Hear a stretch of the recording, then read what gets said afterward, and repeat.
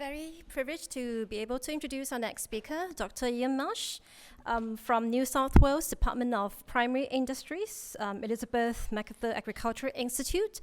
Dr. Ian is an animal health research officer focusing on microbiological diseases in production animals. He specializes in molecular biology-based research and the development of imported diagnostic tests of pathogens that affect terrestrial as well as aquatic species. So with that, I'll pass over to Dr. Ian and to tell us the story about on-site testing for cattle. Thank you very much. First of all, let me congratulate you. That was a great talk. And it's always difficult to follow a great talk where it's left your mind thinking about all these applications where you might want to go with your own work. But no, that was wonderful. We had the opportunity to undertake some research into the development of some PCR tests that we wanted to deploy into the feedlot directly. And why do we want to do that? Because in the feedlot environment, they don't have time to take a sample, get it to a laboratory, and then get a result back where that result has the capacity to be of meaning to a management decision.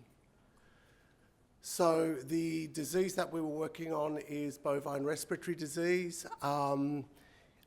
Pretty much if you think of human respiratory disease, very, very similar symptoms, but just in the bovine, apart from maybe diarrhea.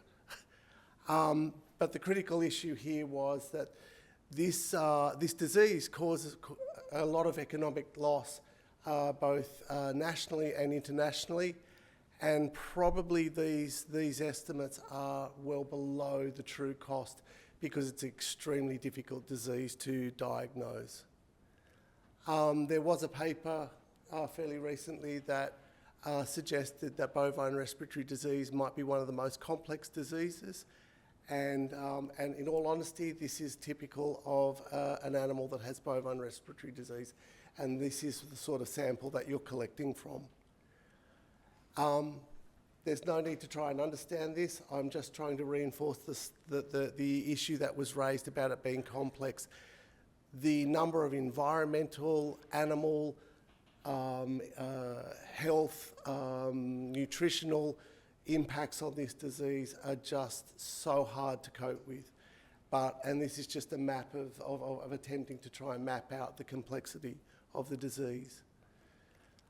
So our task was to try and come up with some better understanding around the disease, better understand the agents, but really the main thing was to try and come up with some diagnostic tests that could be used to hopefully predict those animals that might be coming into the feedlot that were going to go on to get disease.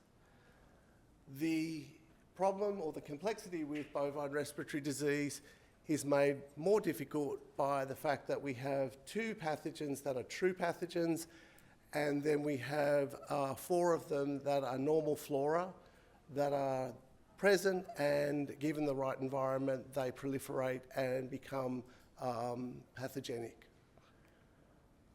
So the idea is that in most cases, that proliferation of disease occurs in the upper respiratory tract and then moves down into the lungs. And the basis of our work was to, in terms of coming up with a cost-effective diagnostic test was to take a nasal sample on the basis of that we're hoping that with the proliferation and the build-up in the lungs, then we should be getting a larger presentation of the pathogens in the nasal samples. These are the key targets that we looked at and how we grouped them into the 2 PCR tests. And this is a typical sampling of these animals as they're coming through the hospital wing at the feedlot. So the constraints that we had to deal with was we were looking for multiple agents. We needed it to be fast, performed on site, easy to interpret, and low cost. And by low cost, we were $8 an animal is what we had to deal with. I don't know if you know, but the profit margin on a carcass coming out of a feedlot is not that great. So anything that is put into the animal above and beyond what it takes to sustain them goes into loss. And we needed a highly efficient extraction capability, and we needed, because we were dealing with this concept of normal flora, we had to have accurate, true quantitation. So, some of our answers to look at this. We needed to take the PCR into the feedlot, and we needed it to be an inexpensive unit because we're hoping that industry will pick this up, and we needed it such that there is very little requirement for calibration and ongoing expenses. So we're very, very lucky in Australia. We have a company that builds this technology right here in this country. And we took this, and with one of our students, we went down to one of the feedlots, and this is us running PCR in an induction feedlot at a on-site. LGC Biosearch. Over here we've got the table taken directly out of the biomolecular systems manual, how they've worked the technology up, and we were able to go to LGC Biosearch in a one-stop fashion and get all of the most appropriate fluorophores that we needed from one supplier. Probably this is the biggest part that really helped us out. From the PCR perspective, that end of it is pretty much taken care of. We've got lots of options there. We had lots of options with assays and the like. But from a point of care perspective, the extraction is going to be the hardest thing to work with, because essentially what we're working towards is putting this technology possibly into the hands of people who are not molecular biologists. These might be farm hands, these might be farm owners, this might be a whole assortment of different people, and we're going to put this into their hands. And we needed it to be inexpensive. So the quick extract DNA became a great complement to the process that we were putting together. And I'm sure most of you have probably seen this, but it really is quick. It is 6 to 8 minutes long. And you've got PCR-ready DNA from simply adding some of your sample to the quick extract and then moving forward into your PCR prep. So, just to quickly put the whole picture together, with the hardware that we're using, we targeted 40 samples as one run. The 40 samples were then extracted into 2 PCR tubes of 2 lots of 4 multiplex reactions. And by the end of that, we were getting results within about 2 hours from having the sample in our hands. Why we like this whole setup is it's very, very scalable and it's very inexpensive. We're able to have a lot of this work being done with a single or just 2 operators, and we're able to process many, many samples in one day. So the idea is that we would come up with a PCR reaction or PCR results that would bundle the animals into, they were happy and healthy, they may be compromised, or they may be diseased. And hopefully what we're working towards is those animals that are on the way to disease can be eliminated, hopefully sent back to a paddock to live out their life and not go on to be an economic cost within the feedlot situation. So, like I said, we needed true quantitative PCR, and we've been working with some wonderful people. I'm going to be brutally honest with you. Quantitative PCR done with a standard curve, generally speaking, is probably semi-quantitative at most. And why is that? Generally, people use standard curves using highly purified DNA and then run their PCR on a clinical sample. And I'll get to this a little bit later on as to how we can work this out. But if we're not plotting the correct value for the sample on the standard curve, then we're not getting a quantitative result that's reflective of that sample.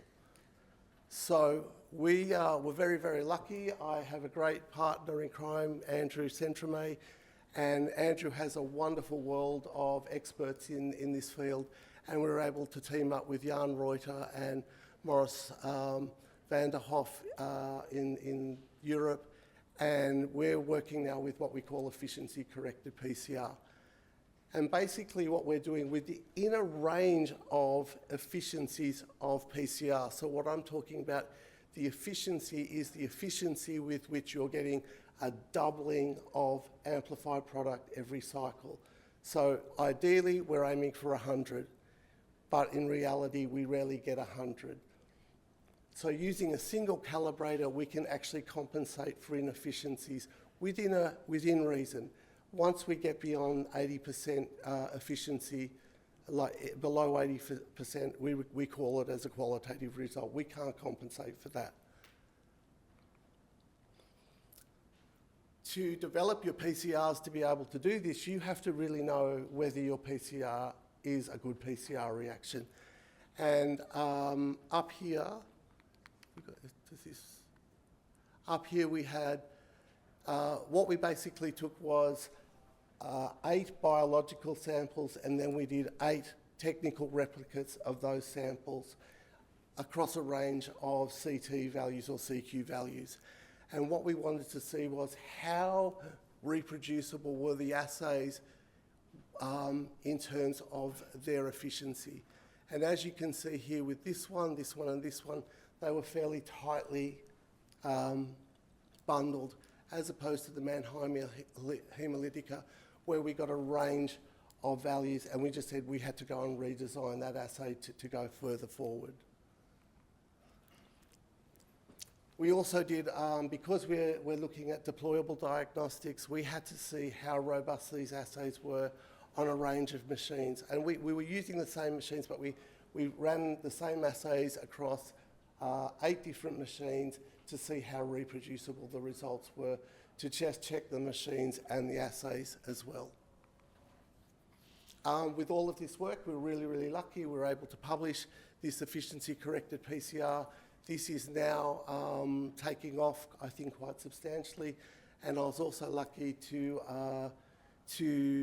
be asked to be an author on a letter that is now looking at getting the authors of quantitative PCR to start adding their raw data, to making their raw data available for people to actually go in and see whether their data is backing the claims in their publications.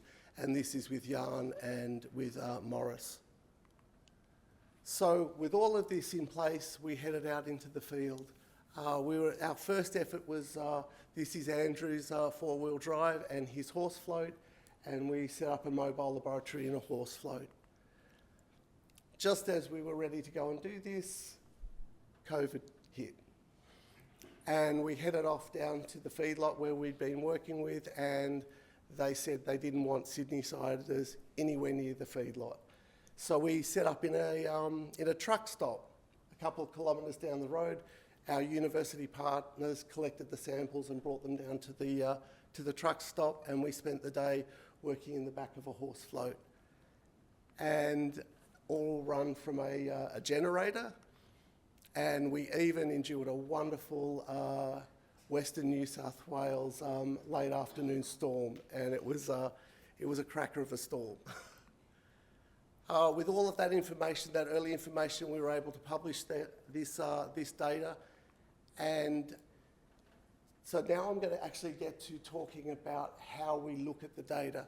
And like I said, this is the critical piece of information here.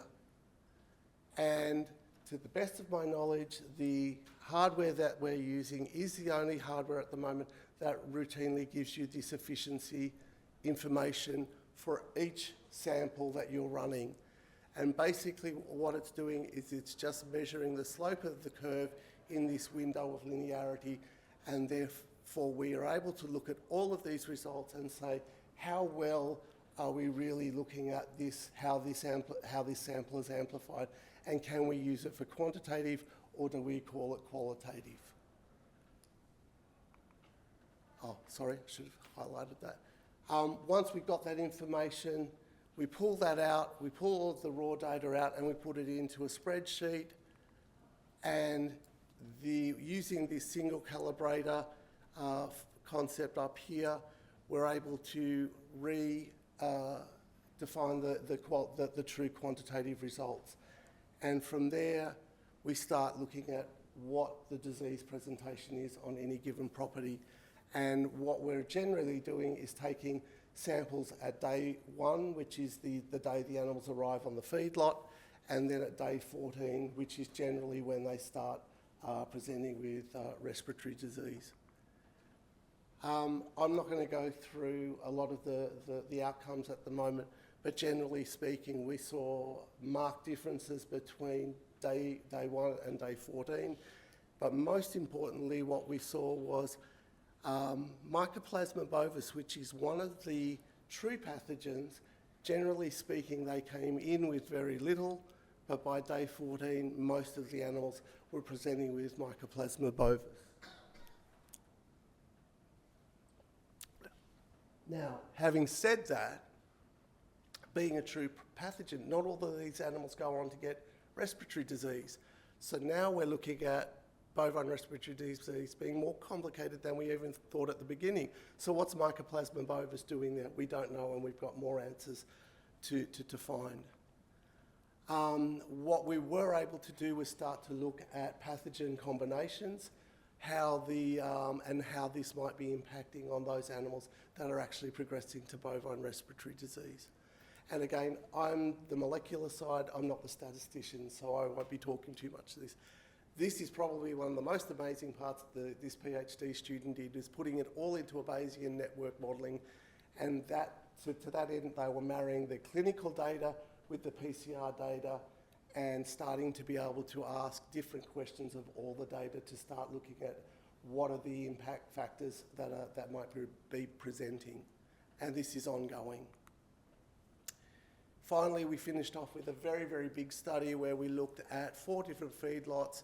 We ended up looking at around 500 cattle per feedlot, and they were tested twice. We were ending up running about 8,000 qPCR reactions, and those results are being analysed currently. One thing I can safely say is the statistics and the statisticians have come back to us and said the qPCR data is a lot stronger and sound than the clinical data that we're getting off the farm. And why? Because we were able to put that all into meaningful comparison or comparative dialogue before we started, as opposed to the clinical data where we're getting lots of differences across different farms. Like I said, I think we've ended up with defining a complicated disease as more complicated.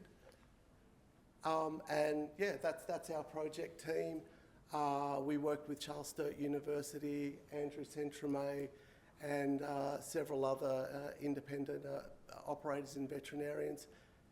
And I'd like to thank Joy and the others from LGC Biosearch for having me here, and Andrew Centrame, who got me over here from Decentral. And Decentral is a new company that Andrew has looking at this whole developing deployable diagnostics. But I guess the most critical thing is I think that PCR these days is being dealt with somewhat contemptuously. I think people are now just throwing it together and thinking that it can give you results.